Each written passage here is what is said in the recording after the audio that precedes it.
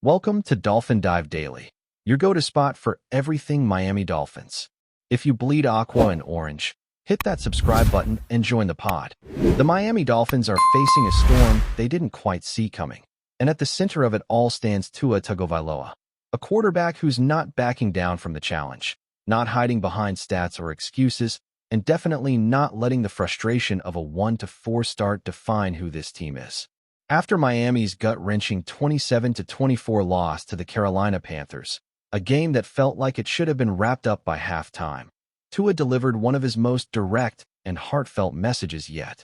His words weren't angry, they weren't careless. They were the words of a leader who's tired of seeing his team fall short, tired of watching opportunities slip through their fingers, and fully aware that this season could go south fast if something doesn't change.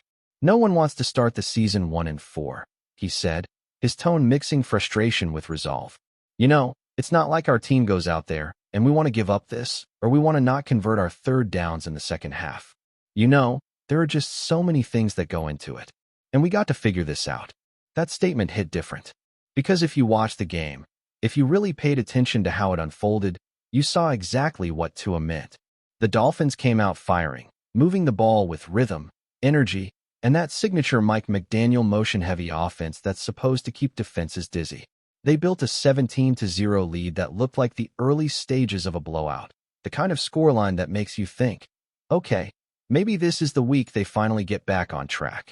But then, just like that, the wheels came off. The rhythm vanished. The offense stalled. The defense, which had looked so sharp early, suddenly couldn't get a stop when it mattered most. By the time the clock hit zero, that comfortable lead had evaporated, replaced by another brutal reminder that in the NFL, momentum can turn faster than a snap count. For head coach Mike McDaniel, that collapse was more than just another loss. It was a mirror reflecting every issue that's haunted the Dolphins so far this season. The missed tackles, the blown assignments, the inconsistent execution on both sides of the ball, it's all piling up. And McDaniel didn't sugarcoat it either. After the game, he admitted exactly what fans were thinking. We are a much better team than letting a 17-0 lead eviscerate. That's not coach speak. That's a man acknowledging that the Dolphins have the talent to win, but haven't yet found the discipline or consistency to finish. What makes this loss sting even more is that it wasn't just about the scoreboard. It was about the missed opportunity to change the narrative. Entering Week 5, Miami was already under pressure. A 1-3 start had the fanbase uneasy, and questions about whether the team's high-octane offense could hold up against adversity were growing louder. But for the first 20 minutes of Sunday's game, it looked like those doubts were about to be silenced.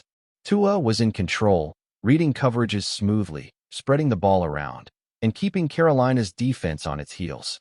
The offensive line, often criticized for its inconsistency, held up surprisingly well early on. Even the defense came out with energy, forcing stops and setting the tone. Everything was clicking until it wasn't. Somewhere between that early dominance and the final whistle, Miami lost its edge. Drives that once looked crisp turned sloppy. Third down conversions, which had come so easily early in the game, suddenly became impossible. The defense began to crack, missing tackles in open space and losing the battle at the line of scrimmage. And once Carolina smelled blood, they didn't let up. They capitalized on every mistake Miami made, and by the time the Dolphins tried to rally late, the damage was already done. That's what makes this loss so painful. It wasn't a blowout, it wasn't a mismatch, it was a self-inflicted wound. For Tua, this isn't just about stats or standings. It's about identity. Throughout his career, he's dealt with more than his fair share of critics. People questioning his durability, his arm strength, even his leadership. But if there's one thing that's become clear over the last couple of seasons, it's that Tua has grown into a true leader in that locker room. His message after the game wasn't just for the cameras. It was for his teammates, the guys in the trenches with him, the ones feeling that same sting of disappointment. He's not throwing anyone under the bus. He's demanding accountability from himself and from everyone else wearing that Dolphins uniform. We got to figure this out, he said. Not they, not the coaches, not the defense. We. That's leadership. That's ownership. Still, leadership alone doesn't win games. Execution does. And right now, that's where the Dolphins are falling short. Whether it's penalties killing drives, missed tackles extending opponents' possessions, or turnovers flipping momentum, the Dolphins have found ways to beat themselves. It's become a pattern, one that McDaniel and his staff are desperate to break. When McDaniel talks about preparation, it's not just about film study or practice habits. It's about mindset, the kind of mental toughness that separates contenders from pretenders. And right now, that's the question hanging over Miami. Do they have the mental edge to turn this thing around? The good news is that the season is far from over. At 1-4, the road ahead is steep, but it's not impossible. The AFC is crowded, yes, but we've seen teams in worse situations rally before. The Dolphins still have one of the most creative offensive minds in the league calling plays, one of the most accurate quarterbacks in football under center, and a roster full of explosive talent on both sides of the ball. The question isn't whether they can win, it's whether they will. Whether they can put together 4 quarters of football that reflect their potential instead of their inconsistency. In the locker room after the loss, the mood was reportedly quiet. Not the kind of quiet that comes from apathy, but the kind that comes from collective frustration. Guys staring at the floor, replaying mistakes in their heads, knowing that they let one slip away. That kind of loss lingers. It eats at you, but it can also ignite something. And that's what Tua seems to be banking on. He's trying to channel that pain into progress, to use that frustration as fuel. Because for all the setbacks, all the blown leads, all the almost moments, this team still believes they're capable of something special.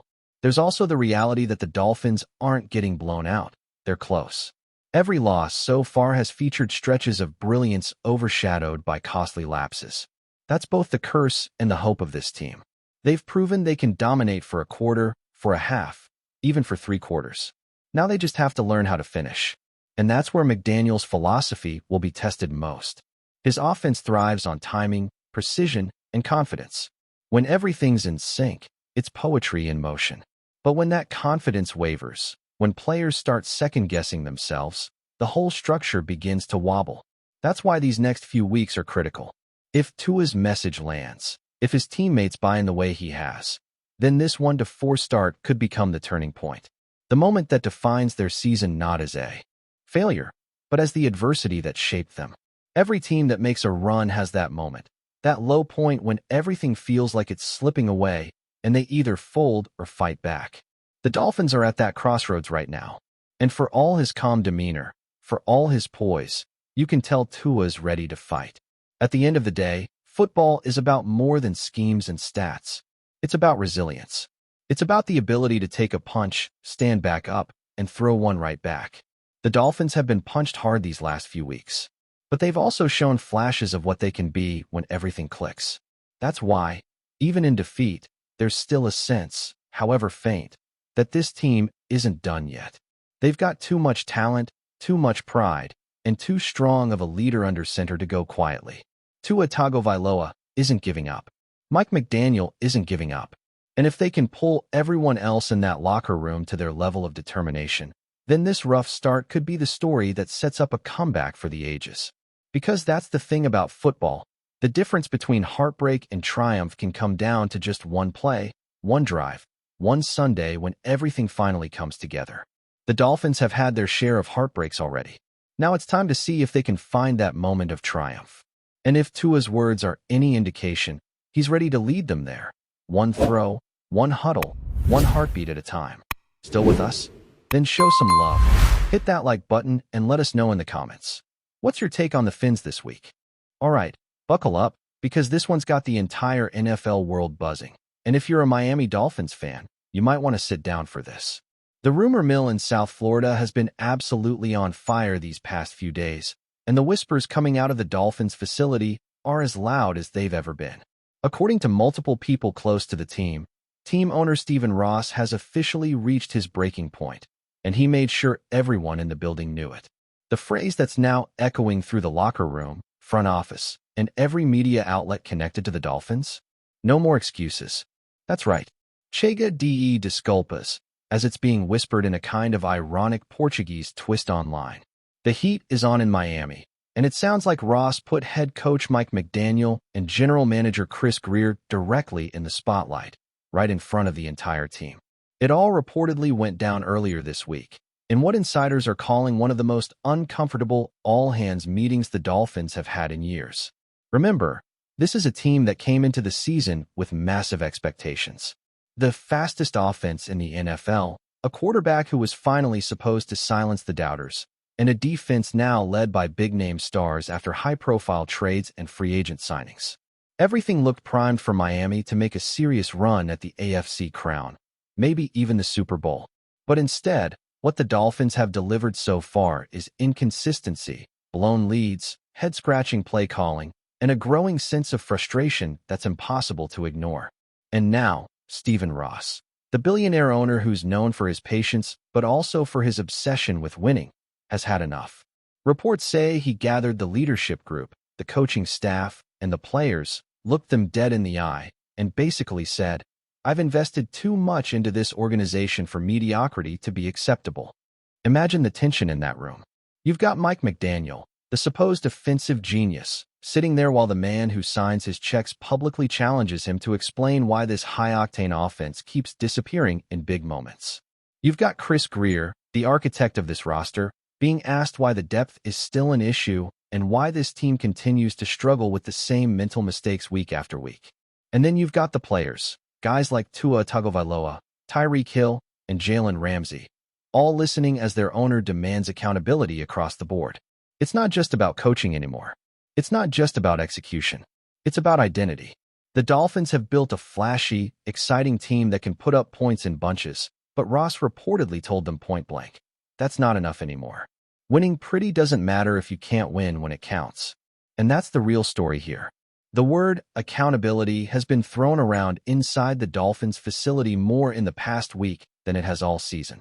Insiders say Ross's tone wasn't angry. It was cold, deliberate, and surgical. He wasn't screaming. He was cutting through the noise. The message was crystal clear. Either this team figures out how to win, or there will be changes. Major changes. McDaniel, who's been praised for his quirky personality and innovative offensive schemes, is suddenly under real pressure to prove that he's more than just a player's coach. GRIER, who's been part of the Dolphins organization for over 2 decades, is reportedly facing his own moment of truth. Rumors suggest that Ross specifically mentioned results over relationships, a phrase that insiders believe was directed squarely at GRIER, who's known for his loyalty to staff and players he's personally drafted or signed. This whole situation feels like a wake-up call for a team that's been teetering on the edge of greatness for too long. The Dolphins have been fun, yes. They've been entertaining, absolutely. But have they been contenders? Not really. They've collapsed late in seasons, disappeared in big games, and developed a reputation for being a September team, dominant early, fading when the stakes rise. And if you think fans haven't noticed, just scroll through Dolphins Twitter right now. The fan base is furious. They've been told to trust the process for years, but the process keeps ending in disappointment. Stephen Ross clearly feels that frustration too. He's not getting any younger, and it's no secret he desperately wants to see the Dolphins win a Super Bowl before his ownership era ends. This is not a man who's content to keep waiting for next year. What's fascinating is how this message, this very public dressing down, could change everything in the Dolphins building. Players reportedly left that meeting in silence. Some veterans were said to be shocked, others motivated. One unnamed source told a local outlet, "It felt like a line was drawn in the sand. Either you're part of fixing this, or you're part of the problem." And that's the kind of language that sends ripples through a locker room. Tua, for example, now faces perhaps the biggest test of his career. The organization has surrounded him with elite weapons, a creative coach, and a supportive environment. But now, Ross is essentially saying that support doesn't mean protection. If the team fails to deliver, nobody's safe, not even the franchise quarterback. For McDaniel, this could be the defining stretch of his tenure. His innovative offense and offbeat personality have made him a media darling, but now he's being asked to prove he can lead, not just scheme. Leadership under fire is a whole different game. GRIER's situation might be even trickier. This is a general manager who's built a talented roster, no doubt, but also one with holes that have been glaring at times. The offensive line still struggles in key moments. The running game is explosive but inconsistent, and the team's defensive identity is still a work in progress despite major investments. Ross reportedly pressed GRIER directly about those inconsistencies, challenging him to explain why a roster this expensive and this hyped still looks so vulnerable when facing top-tier opponents. It's the kind of confrontation that doesn't just sting, it lingers. The word is that GRIER defended the roster construction, pointing to injuries and some unlucky breaks. But Ross wasn't having it. "No more excuses," he repeated. That's the part everyone keeps talking about. The moment he said it, the room reportedly went dead quiet. And honestly, this kind of fire from ownership can go one of two ways. It can either ignite the team and push them to new heights, or it can fracture the locker room and send everyone spiraling into self-preservation mode. Right now, it's hard to tell which way Miami will go. The upcoming stretch of games will be absolutely pivotal, not just for the standings, but for the futures of McDaniel, GRIER, and even Tua. If the Dolphins can rally and start playing to their potential, this meeting might go down as the turning point, the spark that lit a championship run. But if they stumble again, if they keep losing close games and making the same mistakes, then this might be remembered as the beginning of the end for the current regime. That's how high the stakes are now. Fans have seen this story before, though, haven't they? The Dolphins have been rebuilding or retooling or on the verge for what feels like forever. Every year, there's hope. Every year, there's hype. And every year, there's heartbreak. Stephen Ross's message seems to be that he's done with that cycle. Done with being patient. Done with moral victories. Done with hearing about progress that doesn't translate to postseason wins. It's time to win now. And that kind of mandate changes everything. It changes how coaches call plays. It changes how players approach practice. It changes how the front office evaluates talent. When the owner stands in front of the team and says, "Enough," that's not just a message, it's a warning. The interesting part is how the players will respond. Tyreek Hill, for instance, is one of the loudest and most confident voices in that locker room. He's been hyping up the team all season, but you can bet that Ross's words hit even him hard. Because it doesn't matter how many yards you rack up if you can't win in December. Jalen Ramsey, a guy who's been through championship-caliber environments, might become a crucial leader in holding everyone accountable. Veterans like Terron Armstead and Xavier Howard are going to have to rally the younger players and remind them that this league doesn't wait for anyone.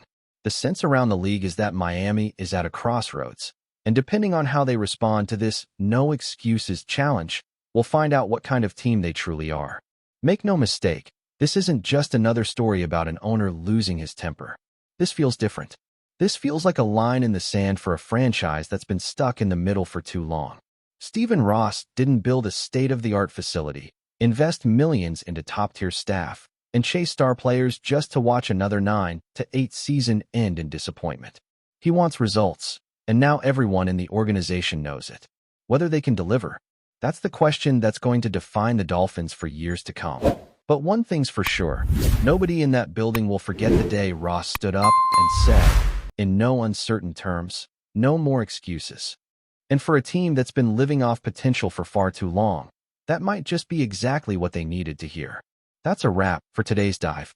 If you're loving the content, share it with a fellow Dolphins fan, hit subscribe, and turn on notifications so you never miss a splash. Fins up.